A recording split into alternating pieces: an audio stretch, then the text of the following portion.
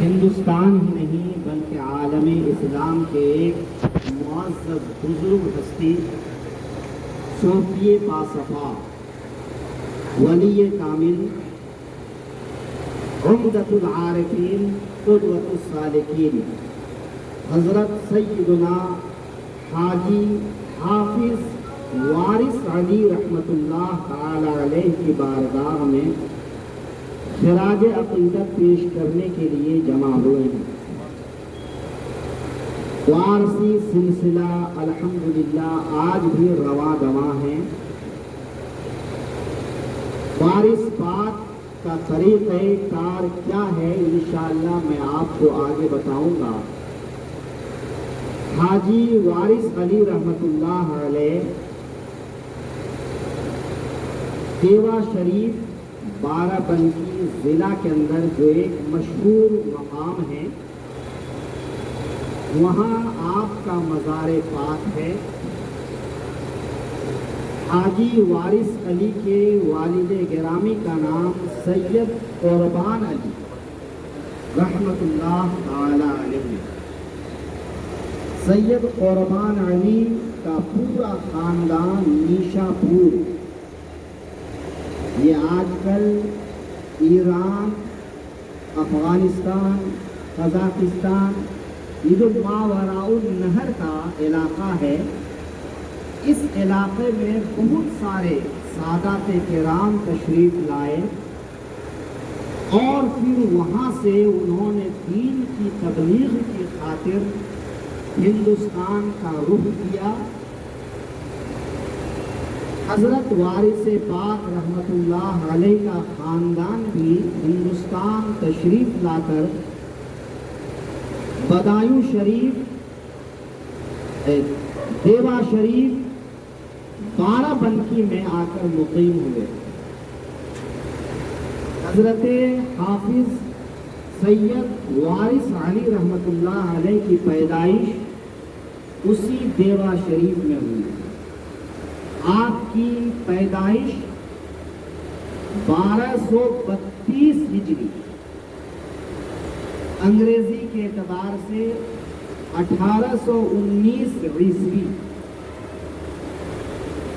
اس سال حضرت وارث علی پیدا ہوئے۔ آپ کی پیدائش سے قبل آپ کے والد گرامی کا سایہ سر سے اٹھ چکا تھا۔ جو اللہ والے ہوتے ہیں اللہ تعالی ان کی تربیت نشو و نما بھی اپنے حبیب کے طریقے پر فرماتا ہے۔ جب آپ ہمارے آقا حضرت محمد مصطفیٰ صلی اللہ علیہ وسلم کے بارے میں غور کرتے ہیں، سیرت کا مطالعہ کرتے ہیں تو معلوم ہوتا ہے کہ ہمارے آقا صلی اللہ علیہ وسلم کے والد کا انتقال بھی ہمارے آقا کی پیدائش سے پہلے ہی ہو چکا ہے۔ حضرت وارث علی فنا فی اللہ اور فنا فی الرسول کے مقام پر فائز تھے۔ عشق رسالت ان کا جامع تھا، رسول اللہ کی سنت پر عمل ان کا اوڑھنا بچھونا تھا۔ وہ جو کچھ بھی کرتے تھے رسول اللہ کی سنت کے مطابق کرتے تھے۔ تو اللہ تعالی نے ان کی پیدائش سے قبل جیسے اپنے حبیب کی پیدائش سے قبل والد کا سایہ سر سے اٹھا لیا، تاکہ دنیا والوں کو یہ پتہ چلے کہ حاجی وارث علی کو جو مقام اور مرتبہ نصیب ہوا ہے وہ کسی اور کی بدولت نہیں۔ یوں تو آپ امام حسین کی اولاد میں سے ہیں، حسینی سادات میں سے ہیں، حضرت علی اور حضرت فاطمہ کی اولاد میں سے ہیں۔ آپ کے والد مشہور رئیس دیوا کے بڑے نامی گرامی شخص ہیں، لیکن حضرت حاجی وارث علی کو جو مقام نصیب ہوا وہ ان کی خود کی محنت و ریاضت پر، ان کی ولایت اور ان کے کمالات پر۔ پیدائش کے چند سالوں کے بعد ہی والدہ کا سایہ بھی سر سے اٹھ گیا۔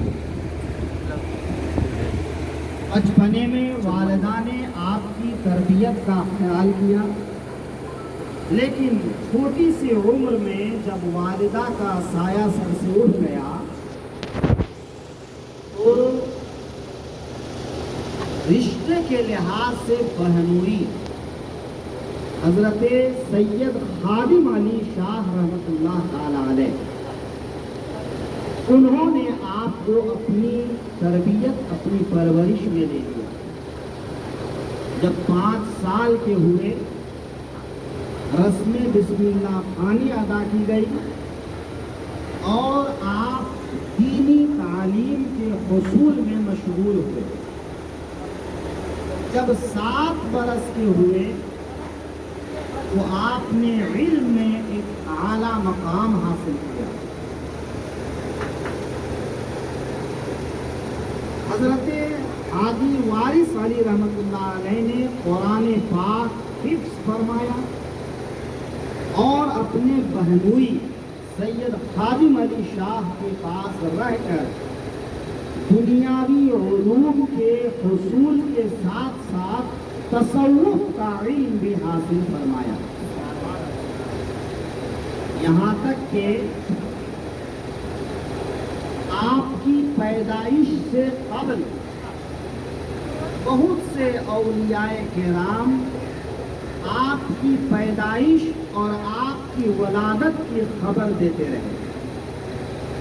لکھنؤ میں کئی بزرگوں کا مزار ہے جنہوں نے بزبان خود کہا اور دیوا شریف کی طرف منہ کر کے فرمایا کہ اس طرف سے میرے سینے میں ایک ٹھنڈی ہوا آ رہی ہے، جو ایک ولی کامل، خدا رسیدہ بزرگ، ایک صوفی منش شخص کی پیدائش کے قریب ہونے کی علامت ہے۔ تو حاجی وارث علی رحمۃ اللہ علیہ کے پیدا ہونے سے پہلے ہی اولیاء کرام نے آپ کی ولادت کی گواہی دی، خوشخبری دی۔ حضرت سید خادم علی کی خانقاہ میں رہ کر ان کا مزار آج لکھنؤ میں موجود ہے۔ تعلیم و تربیت حاصل کی اور اس مقام پر پہنچ گئے کہ جب سید خادم علی کا انتقال ہوا، اس سے پہلے حضرت سید خادم علی مرید بھی بنا چکے تھے اور خلیفہ بھی بنا چکے تھے کہ حضرت حاجی وارث علی کو بہت کم عمری میں آپ نے مرید بھی بنایا، خلیفہ بھی بنایا، حالانکہ خانقاہ میں جو اور دوسرے بزرگ تھے وہ بہت عمر دراز تھے، زمانے سے خانقاہ کی خدمت کرتے چلے آ رہے تھے، لیکن ان کو اس بات سے حسد ہونے لگا کہ ایک نوعمر بچے کو بیعت کے ساتھ ساتھ خلافت بھی عطا کر دی گئی، لیکن اس چیز کو حضرت سید خادم علی خوب جانتے تھے۔ جب حضرت سید خادم علی رحمۃ اللہ علیہ کا انتقال ہوا تو حاجی وارث علی کی عمر اس زمانے میں صرف 13 برس تھی۔ اب یہ ہوا کہ اس خانقاہ کا جانشین کس کو مقرر کیا جائے، ان کو سجادہ نشین بنایا جائے۔ وہ حضرت خادم علی رحمۃ اللہ علیہ کے خانقاہ کے نظام کو سنبھالنے والے ایک بزرگ تھے جو مہمانوں کا انتظام بھی سنبھالتے تھے، کھانے پینے کا انتظام بھی کرتے تھے اور بڑا اعلیٰ مقام اور لوگوں کے بیچ میں مقبولیت بھی رکھتے تھے. لیکن عام لوگوں کے خیال کے برخلاف کہ اس بزرگ کو خانقاہ کا سجادہ نشین مقرر کیا جائے گا، لکھنؤ کے ایک بہت بڑے مایہ ناز عالم دین اور صوفی عالم دین کے اس مجلس میں چہلم کے موقع پر، حضرت سید خادم علی کے چہلم کے موقع پر جب یہ طے ہونا تھا کہ سید خادم علی کا جانشین کن کو مقرر کیا جائے، تو لکھنؤ کے اس عالم دین نے حضرت سید حاجی وارث علی کا ہاتھ پکڑا اور انہیں کھڑا کیا اور ان کے سر پر دستار باندھ دی اور حضرت سید خادم علی کا جبہ جو ولایت کے راستے میں بزرگوں سے ایک دوسرے سے فرقہ منتقل ہوتا ہے، وہ فرقہ پہنایا گیا. ایک طرف وہ دوسرے بزرگ جو خانقاہ کی خدمت کرتے تھے اور دوسری طرف ایک نوعمر بچہ 13 سال کا لڑکا. لیکن حاضرین کو یہ معلوم تھا کہ یہ کم عمر ضرور ہیں لیکن سید خادم علی کی بارگاہ میں مقبول بھی ہیں اور یہ اعلیٰ مقام بھی رکھتے ہیں، اور حقیقت میں سید خادم علی کے وارث اور جانشین ہونے کے قابل یہی ہیں. ان کو اس خانقاہ کے سجادہ نشین کے طور پر مقرر کیا گیا. ان کو یہ ساری امانتیں تفویض کی گئیں. حضرت سید وارث علی رحمۃ اللہ علیہ خانقاہ کی خدمت بھی کرتے رہے، آنے جانے والوں کی رہنمائی بھی کرتے رہے، دین کی تبلیغ بھی کرتے رہے. ایک زمانہ گزرا، حاجی وارث علی رحمۃ اللہ علیہ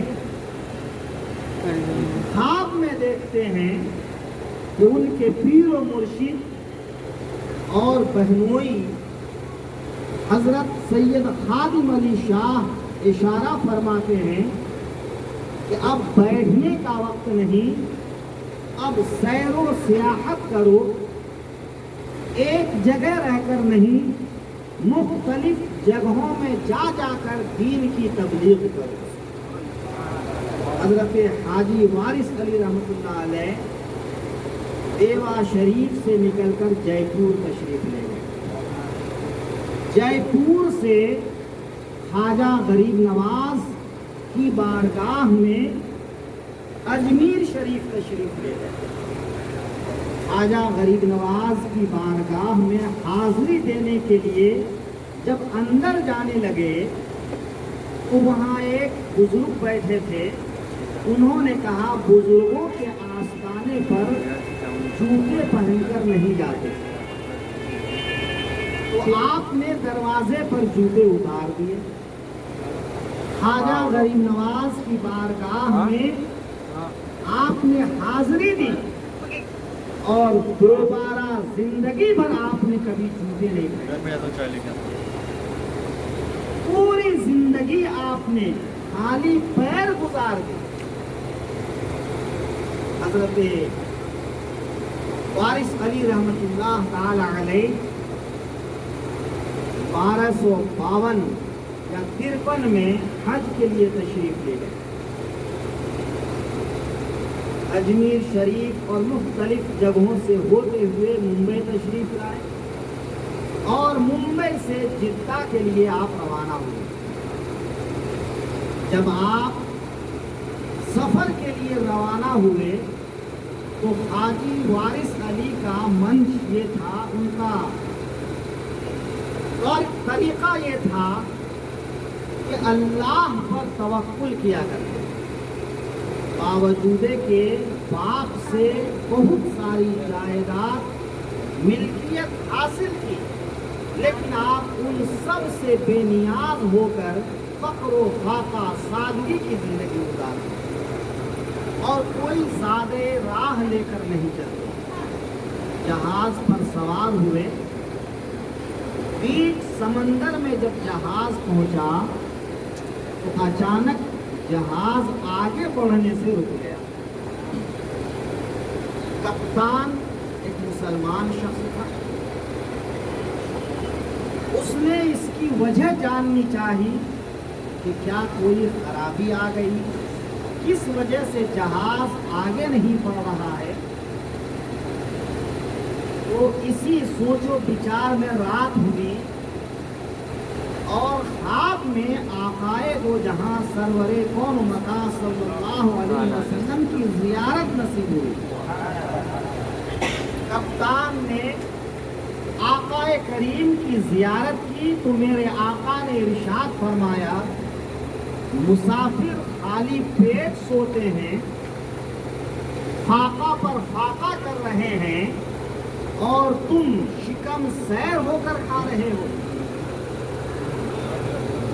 अब जाहिर सी बात है कि जहाज के सवारों में से किस किस को पूछते कि किसने खाना नहीं खाया है, और अगर ऐसा पूछते तो कहीं ऐसा न हो कि उस सामने वाले के नफ्स को ठेस पहुंचे कि सबके बीच में कहे कि हाँ मेरे पास कोई साजो सामान नहीं है, मैं खाना नहीं खाया हूँ, मैं फाका कर रहा हूँ। जो लोग इज्जत नफ्स रखते हैं वो गरीबी में भी किसी के सामने हाथ नहीं फैलाते। तो हाजी वारिस अली जो फाका पर फाका कर रहे थे वो कैसे बता देते। कप्तान एक समझदार आदमी थे, उन्होंने कहा जहाज के सारे मुसाफिर और अमला को आज दावत है। सबकी दावत की गई और कप्तान की तरफ से दावत में सबको खाना खिलाया गया। रात हुई और फिर वही ख्वाब देखते हैं कि मेरे आका इरशाद फरमाते हैं, मुसाफिर भूखे सो रहे हैं और तुम शिकम सैर होकर खाना खाते हो। बहुत परेशान हुए। दूसरे दिन फिर मुसाफिरों को दावत दी। तीसरी रात फिर वही ख्वाब देखते हैं। तीसरे दिन फिर सारे मुसाफिरों को दावत दी और खुद मुसाफिरों का जो रजिस्टर था वो लेकर मुसाफिरों की हाजिरी लेने लगे, ताकि ये मालूम तो हो जाए कि हमारी दावत में कौन शामिल नहीं हुए हैं। जब रजिस्टर से हाजिरी ली गई तो हजरत का नाम आया कि आप दावत में शामिल नहीं हुए, पिछले 2 दिनों से आप दावत में शरीक नहीं हुए। कप्तान ने आकर आपसे खुसूसी अर्ज किया और आपने दावत में शिरकत की और फिर जहाज वहां से आगे बढ़ने लगा। हज्जे बैतुल्लाह से फारिग हुए तो हज्जे बैतुल्लाह के मौके पर जो आपने इहराम बांधा था, हज की अदायगी के लिए जो इहराम बांधा था, एक रिवायत में उस वक्त और एक रिवायत में जब आप इमाम हुसैन रज़ी अल्लाह अन्हु के मज़ार शरीफ पर हाज़िरी देने गए, वहाँ पर आपने अपने सारे कपड़े गुरबा मसाकीन में तक़सीम कर दिए और एक कफन पर एक चादर जो तहबंद के तौर पर बांध लेते और एक चादर जो जिस्म पे ओढ़ लेते। हज के दौरान जो इहराम बांधा जाता तो उस हज के वक्त से या इमाम हुसैन की बारगाह में हाजिरी के वक्त से आपने फिर सिला हुआ कपड़ा कभी नहीं पहना, आपने वही इहराम बांधना किया। اسی احرام میں اتنی سادگی میں کہ صرف 2 کپڑے میں آپ نے پوری زندگی گزار دی. حضرت سید وارث علی رحمۃ اللہ علیہ مکہ معظمہ سے مدینہ منورہ تشریف لے گئے. مدینہ منورہ سے آپ فلسطین، مصر، ترکی، قسطنطنیہ، بہت سارے علاقوں میں آپ نے سیر کی، اولیاء کرام کی زیارت کی، علماء کی صحبت میں بیٹھے. حاجی وارث علی کے مریدین کا حلقہ بڑا وسیع تھا، لیکن ان کے مریدوں میں ایک نامور مرید سلطان عبد المجید ترکی والے، سلطان عبد الحمید، سلطان عبد المجید. تو سلطان عبد المجید حضرت وارث پاک کے خاص مرید تھے. آپ نے مغرب میں، یورپ کنٹری میں بھی آپ نے سیر و سیاحت کی، اور سیر و سیاحت کرتے ہوئے دوبارہ حج کے مہینے میں مکہ معظمہ پہنچے. حج سے فارغ ہو کر ہندوستان لوٹے. جب ہندوستان لوٹے، دیوا شریف پہنچے، تو آپ کے گھر دوار یوں شکستہ ہو چکے تھے، اور سبوں نے ان سب پر قبضہ بھی کر لیا. خاندان میں اکثر ایسا ہوتا ہے کہ دوسرے خاندان کے لوگوں نے آپ کے مکان وغیرہ پہ قبضہ کر لیا. اب ان کو یہ خوف ہونے لگا کہ کہیں یہ مطالبہ نہ کریں کہ ان کو ان کا مکان، ان کی دکان، ان کی جائیداد دی جائے. لیکن آپ نے پھر کچھ دن ٹھہرنے کے بعد وہاں سے پھر سفر شروع کر دیا، اور آپ اسی حالت میں بیابانوں میں، جنگلوں میں بچپن سے ہی آپ تنہا رہنا پسند کرتے تھے، اکیلے رہنا پسند کرتے تھے. مریدوں کی اصلاح کرتے، خلق خدا کی رہنمائی کرتے، اور آپ انسانوں کو اللہ اور اس کے رسول کی ذات سے جڑنے کا سلیقہ بتاتے، اور اسی پر لوگوں کو گامزن رکھتے. غالباً حج کے دوران کا ہی واقعہ ہے کہ جب آپ جہاز پر سوار ہونے لگے تو پیچھے سے ایک مرید آ گیا. نہ ویزا، نہ ٹکٹ، نہ کچھ، نہ انتظام، اور وہ مرید بضد ہو گئے کہ میں تو حضرت کے ساتھ ہی حج پر جاؤں گا. پھر آپ نے اس مرید کو ساتھ لیا اور حج پر تشریف لے گئے. دوران حج جہاز پر چڑھنے سے پہلے، جہاز کے اندر اترنے کے وقت، جدہ سے مکہ پہنچنے کے وقت کئی بار تفتیش ہوئی، جانچ کی گئی، اور وہ کی جاتی ہے ہمیشہ.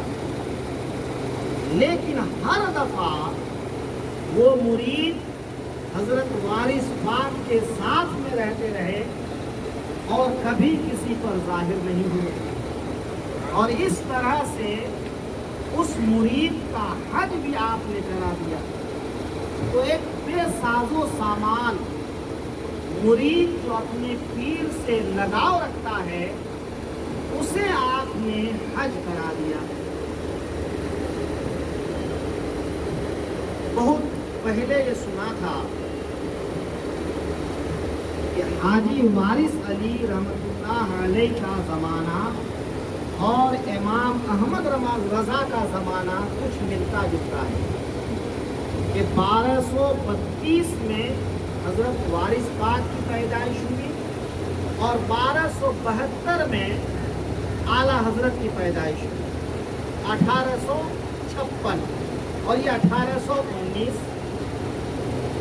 وفات. تو حاجی وارث پاک की वफात हुई 1323 हिजरी 1905 में, और आला हजरत की वफात हुई 1339 और 1940 गालिबन। तो देखिए कि इस लिहाज से आला हजरत का इब्तिदाई ज़माना और वारिस पाक का आखिरी ज़माना एक है। हजरत वारिस पाक रहमतुल्लाह अलैह केवा शरीफ में अक्सर व बेशतर जज्ब की हालत में रहते, अल्लाह और उसके रसूल की ज़ात में फना हो जाते, मुस्तगरक रहते, और इस्तिग़राक़ की कैफियत में आपकी एक अलग हालत है। विलायत के मकामात में तालिब, सालिक, वासिल, कुतुब, अब्दाल, बदला, गौस, ये सब विलायत के मकामात हैं। इन मकामात से गुजर कर एक वली होते हैं। तो इसमें कैफियत जज्ब की कैफियत होती है। जज्ब की कैफियत ऐसी होती है कि वो जाहिर के एतबार से बेखबर होते हैं, और जब कोई वली इस हालत में हो तो उन पर तनकीद नहीं की जाती। उस वक्त वो क्या करते हैं, क्या बोलते हैं, उस पर शरीयत का हुक्म नहीं लगता, वो मरफूल कलम होते हैं। तो गालिबन हाजी वारिस अली के ऊपर भी एक ज़माना ऐसा गुजरा हो, और फिर सहू का आलम भी हो। तो जब सहू का आलम होता तो हाजी वारिस अली रहमतुल्लाह अलैह सुन्नत पर बड़ी सख्ती से अमल करते, पाबंदी के साथ नमाज पढ़ते, इस्तिग़राक़ की हालत का पता नहीं। आज वारसी सिलसिले में आप हज़रात भी वारसी हैं, तो कहीं ऐसा न हो कि आपको गिरा गुजरे। अल्हम्दुलिल्लाह आप लोग नमाज रोज़े के पाबंद हैं, शरीयत के बहुत पाबंद हैं, जो मैंने आज 12-15 साल से आप लोगों को देखा है। पहले हमारा उठना बैठना जान पहचान न थी, लेकिन ऐसे देखना सुनना तो था, चेहरे से हम सबको पहचानते थे। तो आप लोगों का लगाव शरीयत से है, लेकिन बहुत से ऐसे वारसी हजरात हैं जो नमाज वगैरह से गाफिल होते हैं, और इसमें तरह तरह की ऐसी बातें करते हैं कि वारिस पाक से मुरीद हो जाने से नमाज माफ हो जाती है, वारिस पाक नमाज नहीं पढ़ते थे, हम भी माज़अल्लाह नमाज नहीं पढ़ेंगे, इस तरह बहुत सारी बातें। लेकिन हकीकत ये है कि औलियाए किराम में जो जज्ब की कैफियत होती है वो एक इस्तिग़राक़ की कैफियत होती है, लेकिन जो सहू की हालत होती है, औलिया अल्लाह शरीयत के सख्त पाबंद होते हैं। कुरान पाक में है, इन औलियाहु इन्नल मुत्तक़ून, अल्लाह का वली वही होता है जो परहेजगार होता है, और परहेजगार वही है जो नमाज का पाबंद हो, शरीयत का पाबंद हो। तो वारिसे पाक रहमतुल्लाह अलैह शरीयत के बड़े पाबंद थे। तो गालिबन जज्ब के हालात थे, इस्तिग़राक़ के हालात थे कि एक दिन आपने सुबह सुबह धुला हुआ एहराम मंगवाया, वज़ू का पानी मंगवाया, आपने एक बेहतरीन सुन्नत के मुताबिक वज़ू की और मस्जिद में पहली सफ में जाकर बैठ गए। जब आपको खादिम वज़ू करा रहा था, उसने पूछा, हुजूर क्या बात है, आज हुजूर ये एहतमाम क्यों कर रहे हैं? तो आपने फरमाया, याद रखो آج ایک بڑے مولانا آنے والے ہیں، آج ایک بڑے مولانا آ رہے ہیں، اس لیے یہ سب اہتمام ہے۔ اور ظہر کی نماز سے قبل امام احمد رضا اعلیٰ حضرت رحمۃ اللہ تعالی علیہ دیوا شریف تشریف لے گئے اور آپ نے مسجد میں نماز پڑھی۔ تو مختلف روایات بھی ہو سکتے ہیں، لیکن کچھ لوگوں کا ماننا یہ ہے کہ اسی دن سے اعلیٰ حضرت کو لوگ بڑے مولانا کہنے لگے۔ اعلیٰ حضرت، بڑے حضرت، بڑے مولانا، تو اسی دن سے یہ نام مشہور ہو گیا۔ تو ظاہر سی بات ہے کہ وارث پاک رحمت اللہ علیہ ملاقات سے پہلے بھی بخوبی اعلیٰ حضرت سے واقف تھے، اور یہ آنکھوں سے نہیں دل کی آنکھوں سے دیکھا جاتا ہے۔ تو گویا حاجی وارث علی رحمت اللہ علیہ دل کی آنکھوں سے دیکھ چکے تھے اور روحانیت کے لحاظ سے مل بھی چکے تھے، اس لیے آپ نے کہا ایک بڑے مولانا آنے والے۔ حاجی وارث پاک رحمت اللہ علیہ کی خدمت میں مرید آیا، بیعت ہوا، اور اس نے ظہر کی نماز نہیں پڑھی، عصر کی نماز نہیں پڑھی۔ کچھ لوگوں نے ان سے پوچھا تو اس نے کہا کہ بھئی میں نے سنا ہے جو وارث پاک سے مرید ہو جاتے ہیں انہیں نماز معاف ہو جاتی ہے۔ مریدوں نے ان کو حاجی وارث پاک علیہ الرحمہ کی خدمت میں حاضر کی، کہا تم ایسا بول تو؟ کہا ہاں میں نے سنا ہے، اور میں اسی لیے مرید ہوا تھا کہ مجھے نماز نہ پڑھنا پڑے۔ آج لوگ مرید بھی ہوتے ہیں تو اپنے مقصد کے لیے، بھائی پہلے مرید ہوتے تھے کہ وہ شریعت کے پابند بن جائیں گے، اللہ رسول کے دیوانے بنیں گے، اللہ رسول سے عشق و محبت کریں گے، وہ دیندار بنیں گے۔ مگر آج کل لوگ مرید ہوتے ہیں کہ کاروبار چمک جائے، روزی روٹی کا مسئلہ حل ہو جائے، یہ ہو جائے وہ ہو جائے، دنیا کے اغراض ہیں۔ بہرحال وہ کہا ہاں میں مرید تو اسی لیے ہوا آپ سے کہ نماز نہ پڑھنا پڑے۔ وہ حضرت کرنے ٹھیک ہے تمہاری نماز معاف ہو جائے گی، ایک شرط ہے کہ 3 سال مکمل تم نماز پابندی سے پڑھا کرو، 3 سال پابندی سے نماز پڑھ لو، پھر تمہاری نماز معاف۔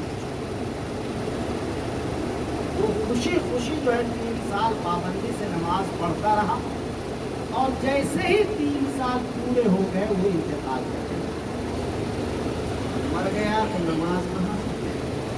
تو حاجی وارث پاک رحمت اللہ علیہ نگاہ بصیرت سے دیکھ رہے تھے، نگاہ ولایت سے دیکھ رہے تھے کہ اس کی زندگی کا 3 سال باقی رہ گیا ہے، لہذا 3 سال کی قید لگا دیے کہ 3 سال نماز پڑھو پھر تمہاری نماز معاف ہو جائے گی، یعنی جب تمہاری موت ہی ہو جائے گی تو تم پر نماز پڑھ نہیں رہے۔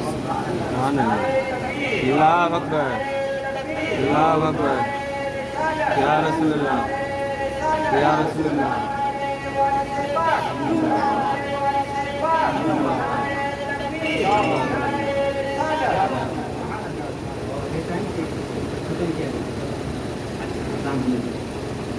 خیر، عرض یہ کر رہا تھا کہ حاجی وارث علی رحمت اللہ علیہ جو شریعت پر پابند تھے، آپ نے پوری زندگی تنہائی کی گزاری، تجرد کی حالت، یعنی آپ نے شادی نہیں کی۔ یہ بھی اولیاء کرام کا ایک منصب ہے۔ حضور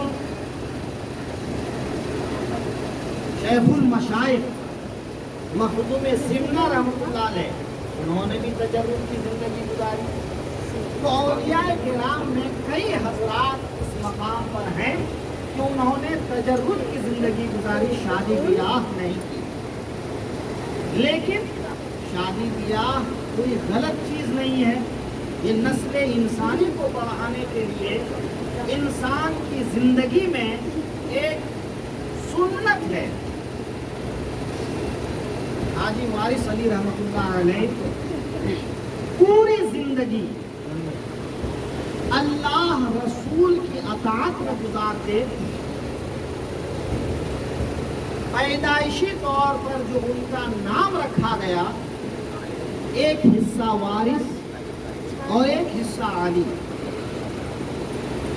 وارث قرآن پاک میں ایک جگہ آیا ہے کہ وہی لوگ جنت کے وارث ہیں. تو وارث خدا کی صفتوں میں سے ایک صفت، خدا کے ناموں میں سے ایک نام ہے، اور الحمدللہ وہی نام حضرت حاجی وارث کا تھا، جو کہ اللہ تعالی کی ذات میں فنا ہونے کی ایک دلیل تھی. اللہ تعالی کے عشق میں اپنے آپ کو ختم کر دینے کی ایک دلیل تھی، اور انہوں نے عشق الہی میں اپنے آپ کو اس طرح فنا کر دیا کہ دل میں پھر کسی اور عشق کی جگہ ہی نہیں رہی، اور محبت کی جگہ ہی نہیں رہی کہ بیوی سے محبت ہو، اولاد سے محبت ہو، اور کسی چیز سے، دولت سے محبت ہو. حاجی وارث علی نے اللہ کی ایک ایسی صفت پر عمل کی اور عشق الہی سے اپنے دل کو ایسے بسا لیا کہ دوسرے عشق کی وہاں پر جگہ ہی نہیں.